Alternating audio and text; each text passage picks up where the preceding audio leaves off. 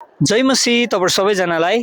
आज म सिक्किमको एकदमै फेमस प्लेस एमजी मार्गबाट केही कुरा सेयर गर्नको लागि तपाईँहरूको अगाडि आएको छु। अस्ति भर्खरै मेरो एकजना भाइको बर्थडे थियो अनि उसले उसको स्ट्याटसमा धेरैवटा पोस्टहरू हालिराखेको थियो थ्याङ्क यू भनेर। अनि त्यो देखेर मैले पनि भाइलाई फोन गरेँ, फोन गरेर विस गर्दै थिएँ। अनि भाइले भन्नुभयो, दाजु एकदमै धन्यवाद, तपाईँले मात्र मलाई फोन गर्नुभयो भनेर भन्नुभयो क्या। अनि म छक्कै परेँ किनभने भाइको स्ट्याटसमा त पुरा थ्याङ्क यूको नोटहरू थियो। तपाईँलाई थाहा छ प्रायः जस्तो अहिले हामी यस्तै भएको छौँ।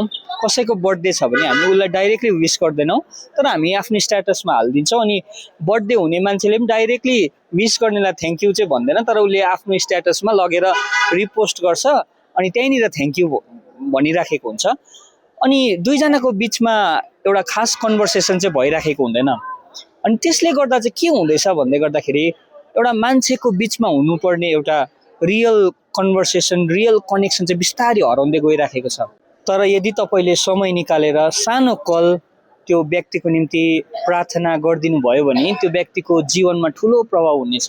कोही बेला हामी स्ट्याटसमा हालेर त्यतिकै छोडिदिन्छौँ, तर तपाईँको कलले कसैको जीवन परिवर्तन हुन सक्दछ। त्यसकारण रियल कन्भर्सेसनलाई चाहिँ हामीले प्राथमिकता दिउँ भनेर एन्करेज गर्न चाहन्छु। यसैले तपाईँको भाइ हुनसक्छ, बहिनी या जो पनि तपाईँले कल नगरेको, बातचित नगरेको धेरै भएको छ भने आज तपाईँलाई म एन्करेज गर्न चाहन्छु।